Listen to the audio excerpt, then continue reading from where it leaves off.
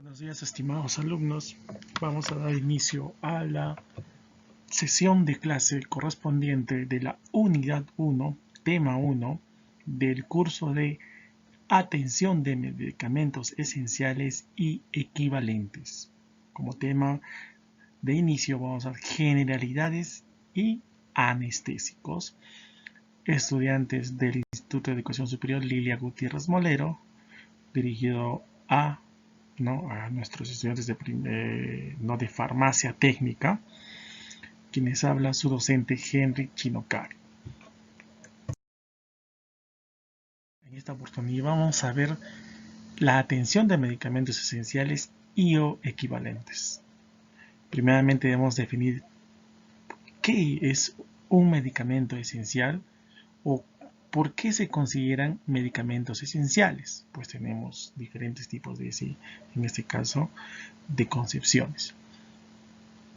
Se consideran medicamentos esenciales a los que cubren las necesidades de atención de salud prioritarias de la población. ¿Ya? Punto 1. Son medicamentos esenciales, pues son aquellos que cubren las necesidades de atención de salud prioritarias de la población. Su selección se hace atendiendo a la prevalencia de las enfermedades y a su seguridad. Nuevamente, su selección se hace atendiendo a la prevalencia de las enfermedades y a su seguridad y su eficacia. Se pretende, más o menos, en el contexto de los sistemas de salud, existen los medicamentos esenciales que estén disponibles en todo momento, pues son medicamentos esenciales y que son prioritarios, deben estar disponibles en todo momento, en cantidades suficientes, en formas farmacéuticas apropiadas, con una calidad garantizada y un precio asequible para las personas y para la comunidad. Entonces ya sabemos por qué son medicamentos esenciales, pues atienden a las prioridades de salud de la población para la prevalencia de las enfermedades debido a su seguridad, a su eficacia y deben estar disponibles en todo momento. Objetivo de la OMS para los medicamentos esenciales. Primeramente, el uso adecuado de los medicamentos. Objetivo de los medicamentos esenciales: determinar los beneficios, buscando llevar a la humanidad englobamiento en una lista de medicamentos esenciales. Nuevamente, determinar los beneficios, buscando llevar a la humanidad englobando en una lista de medicamentos esenciales. O sea, uso adecuado de los medicamentos. Primer objetivo de la OMS de los medicamentos esenciales.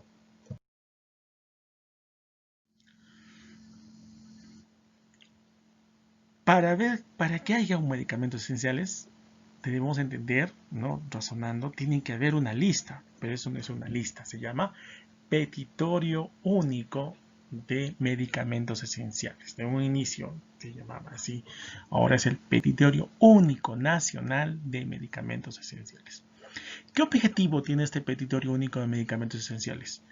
Asegurar la biodisponibilidad de los medicamentos esenciales en los servicios asistenciales. Ese es el objetivo de un petitorio único de medicamentos esenciales. Debemos asegurar que hay medicamentos esenciales en los servicios asistenciales. Asegurar el acceso de la población a los medicamentos esenciales. Contribuir a la eficiencia en el gasto farmacéutico. Promover el uso racional de los medicamentos. Esto se aplica dentro de establecimientos farmacéuticos públicos, ya que pertenecen al Estado, y también los privados también tienen una lista de medicamentos que deben estar en establecimiento farmacéutico, pues se consideran esenciales. Ya aquí no es que yo soy farmacia privada y no va a haber, no, va a haber, ¿ok? 31 medicamentos esenciales que ya se ha aprobado hoy por hoy, y ahora que se sigue aumentando a los medicamentos que son para el tratamiento del COVID-19. Políticas de salud. La Política Nacional de Medicamentos en nuestro país incorpora el concepto de medicamentos esenciales y considera como estrategia promover el acceso y uso racional de los medicamentos a nivel nacional. Esa es una política de salud de los medicamentos esenciales. Promover el acceso y uso racional de los medicamentos a nivel nacional, que no haya desabastecimiento. La elaboración de un listado único de medicamentos esenciales para todas las instituciones en este caso, del sistema público de salud. Dentro de las políticas de salud que se aprobaron en el 2015, ya se elabora el petitorio único nacional o petitorio nacional único de medicamentos esenciales en el campo de la salud. La política sanitaria se refiere al conjunto de normas, reglamentos y directrices que existen para operar las finanzas y la prestación de asistencia sanitaria de forma real. Ahora tenemos el decreto más actual, ojo, ya que tenemos que conocerlo. La política de salud abarca una serie de problemas relacionados entre sí, incluyendo la financiación de la asistencia sanitaria, salud pública, la salud preventiva, enfermedades crónicas, la discapacidad, la atención a largo plazo y la salud mental dentro de la política de salud. Tenemos esta norma que salió el miércoles 20 de mayo de 2020, actualizado totalmente, que dice: modifica el listado de medicamentos esenciales genéricos de denominación común internacional en el Petitorio Nacional Único de Medicamentos Esenciales, PNUMM, ¿ya? Los cuales deberán mantenerse disponibles o demostrar su venta en farmacias, boticas y servicios de farmacias del sector privado. O sea, lo que les viene diciendo, ¿no? Petitorio se modifica los 31 medicamentos, en este caso esenciales, que debe tener un establecimiento farmacéutico privado. Esto salió el año pasado y con esta resolución ministerial número 302-20 nuevamente se da un énfasis para que los establecimientos farmacéuticos tengan, ¿no?, en este caso, este petitorio único nacional de medicamentos esenciales. Programa de medicamentos básicos y esenciales. Según la OMS, existe una lista básica que consta de los mínimos medicamentos necesarios para un sistema básico de atención de salud e incluye medicamentos más eficaces, seguros y costos eficaces para trastornos prioritarios. Entonces, la Organización Mundial de la Salud tiene una lista en las cuales están los mínimos medicamentos que son necesarios para la atención en salud. Ya son necesarios. Entonces, no es que solamente el Perú va a hacer su lista, no, esto ya se manda sobre organismos internacionales. Aproximadamente se publicó la 20ª lista de modelo de medicamentos esenciales y la 6ª lista de medicamentos esenciales para niños, ya como productos de la reunión del Comité de Expertos en el uso de medicamentos esenciales que tuvo lugar en Ginebra, Suiza, el 31 de marzo del 2017, hace 3 años aproximadamente, se actualizó esta lista, ¿no? Y vemos que hay una lista de medicamentos esenciales para niños, ¿ya? Como producto, en este caso, esto se ha dado, esto se da. Entonces, bueno, en el Perú no tenemos esa lista de medicamentos para niños, pero sí tenemos la lista de medicamentos esenciales que lo publicó la OMS. Entonces, esto viene de organismos internacionales ligados a la salud. Por ende, el Ministerio de Salud también, como nosotros pertenecemos a organismos internacionales, también debemos acoger esa medida, contribuyendo a la atención de salud, en este caso, del paciente. Petitorio Nacional Único de Medicamentos Esenciales. Petitorio Nacional Único de Medicamentos Esenciales. El Petitorio Nacional Único de Medicamentos Esenciales representa un instrumento normativo para la prescripción, dispensación, adquisición y utilización de los medicamentos en diferentes niveles de atención de los establecimientos del sector salud. O sea, este petitorio, que es una listita, ¿no? ¿Cómo vamos a llamar? Una lista de medicamentos a nivel nacional, es a nivel nacional en todas las instituciones. Solo se rige un petitorio, solo uno a nivel nacional. Y esto es un documento, ¿no?, técnico normativo para la prescripción, dispensación y adquisición y utilización de medicamentos en los diferentes niveles de atención de los establecimientos del sector salud. Seguimos. Este petitorio incluye aproximadamente 428 principios activos y 662 presentaciones farmacéuticas, incluyendo la lista de 31 medicamentos esenciales que deben tener los establecimientos farmacéuticos públicos o privados, ¿ya? Recordemos que el abastecimiento del Estado, de los medicamentos es parte del Estado, ¿ya? Sin embargo, con este decreto más o menos están un poquito, vamos a llamarlo así, haciendo trampa y dándole responsabilidad a los establecimientos farmacéuticos, pero esperemos que no se interprete de esa manera y no busque hacerse eso, ¿no? Porque recordemos que las empresas farmacéuticas privadas no tienen el poder adquisitivo de los grandes grupos farmacéuticos y mucho menos como comprar como el Estado. Entonces ahí creo que habría un tipo de deficiencia. Y esto representa un instrumento técnico normativo para la prescripción, dispensación y utilización de medicamentos en todos los establecimientos del sector salud. Sí, este Petitorio Nacional Único de Medicamentos Esenciales, se va a dar en los establecimientos del sector salud. Así también orienta su adecuada utilización en los diferentes niveles de atención, lo que contribuye a que aquellos pacientes que requieren una terapia medicamentosa en el marco del plan esencial de aseguramiento de salud o los diferentes sistemas de atención de salud que brinda el país obtengan el objetivo terapéutico individual y social que representa una mejor salud para todos los peruanos. La finalidad, una mejor salud para todos los peruanos, cumpliendo los requerimientos, ¿no?, en su terapia medicamentosa, lo que para el paciente asegurado. Eso es lo que busca, ¿no? Entonces, tenemos un Petitorio Nacional Único de Medicamentos Esenciales con los principios activos, con las formas farmacéuticas, con los 31 medicamentos esenciales y falta añadir por este momento ese decreto de urgencia para la pandemia que estamos viviendo hoy, 2020, desde meses de COVID-19, lo vemos, lo estamos viviendo, entonces tenemos que tenerlo en cuenta. Esa parte, así la parte introductoria, ¿no? Para entender por qué son medicamentos esenciales, las políticas de Estado, lo que realizamos, lo que vemos, por qué son medicamentos esenciales. En esta parte vamos a entrar ya propiamente a los medicamentos esenciales anestésicos, propiamente que se llaman anestésicos. Etimológicamente el vocablo anestesia proviene del griego sinestesia, sensación, sin sensación, o en este caso, lo cual implica el objetivo principal de la anestesia, la supresión del dolor. ¿Ya? Eso es el objetivo principal de los medicamentos de anestesia, la supresión de dolor. Existen tres tipos de anestesia: general o anestésicos, regional, local. Nuevamente, existen tres tipos de anestésicos: general, regional, local. ¿Ya? La general nosotros no vamos a utilizarla, quizás la regional la vemos muy diferente. La local, sí, bueno, eso sí podemos utilizarla, vamos a ver los ejemplos más adelante.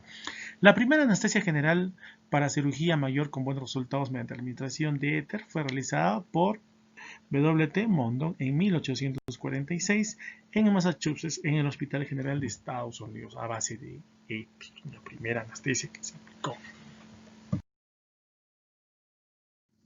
Entonces, en palabras sencillas, desde el punto de la intervención farmacológica, definición de la anestesia general es la intervención farmacológica utilizada para producir un estado reversible de depresión del sistema nervioso central, suprimiendo la conciencia y la habilidad de responder a estímulos nociceptivos, con el objetivo de posibilitar la ejecución de intervenciones quirúrgicas a la realización del procedimiento diagnóstico de cualquier tipo que pueda ocasionar el dolor al paciente.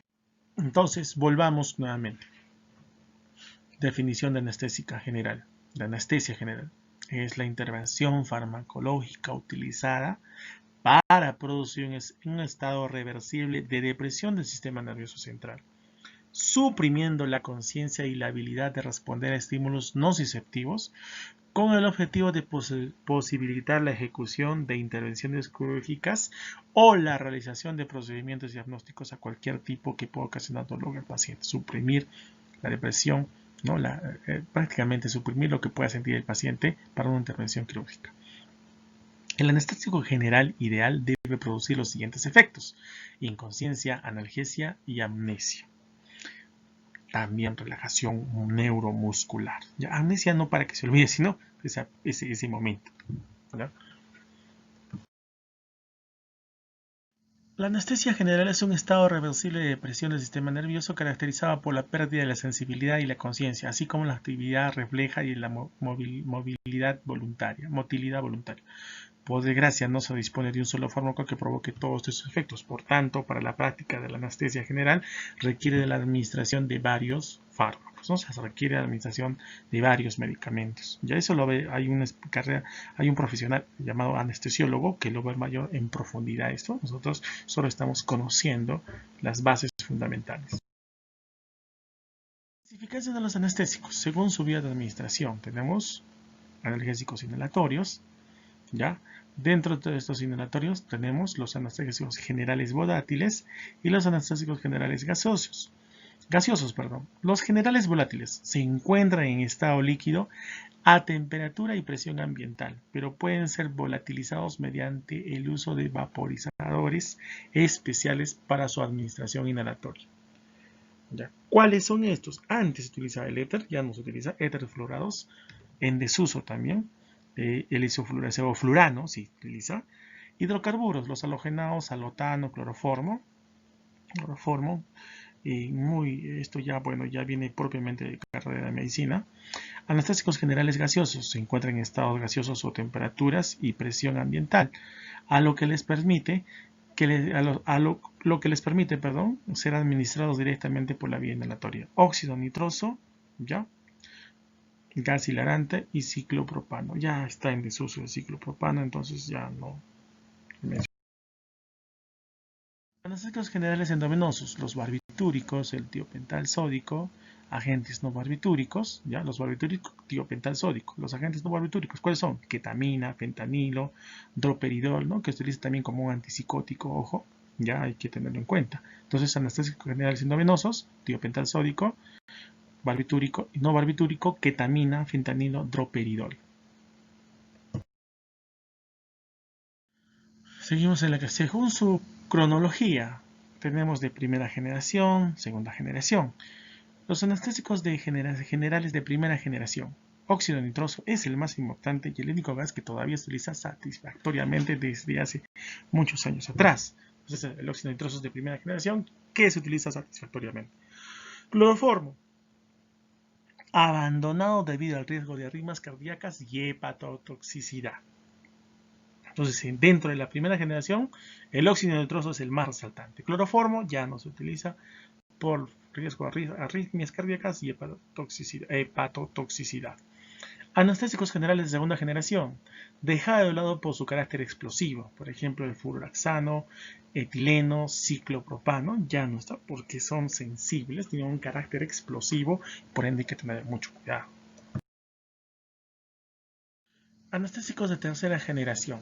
Ya en el 1951 se busca un anestésico, digamos, que tenga ciertas características. El xenón, tenemos el xenón ahí. Es posible el gas cuyas características se acercan más al anestésico inhalatorio ideal. Es un gas noble que se encuentra en la atmósfera, de la cual se extrae siendo su obtención muy costosa, por lo que se dejó de usar. Sin embargo, las nuevas técnicas de obtención tienden a reducir costos, por lo cual se consideran al xenón como el gas anestésico del futuro próximo, como un anestésico de xenón, ¿correcto? Halotano constituye de los anestésicos generales más estudiados y conocidos, aunque en la actualidad su uso está siendo desplazado. El halotano también está siendo desplazado. El metoxiflurano, que en 1962 se descubre, es el primer miembro de los derivados fluorados del éter. En desuso, pues experimenta el paciente un intenso metabolismo hepático y origina metabolitos nefrotóxicos. En fluorano, en 1973, introducido como una alternativa del metoxiflurano, es menos nefrotóxico, pero puede provocar convulsiones. Su uso ha sido, en este caso, suspendido en Estados Unidos. Entonces, es el único que tenemos óxido nitroso. Y por último, tenemos en este lado los anestésicos de cuarta generación. ¿Ya? Han superado características del halotano y se encuentran entre los más seguros: el isoflurano, el desflurano y el sevoflurano. Como les decía, el sevoflurano que se está estudiando, que se utiliza también en diferentes tipos de intervenciones quirúrgicas: isoflurano, desflurano y sevoflurano.